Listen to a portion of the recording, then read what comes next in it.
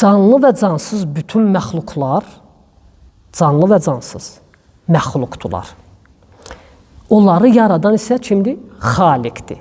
Deməli, Xaliq təkdir. Ondan başqa bütün məxluqlar isə çoxdur və növbənövdür.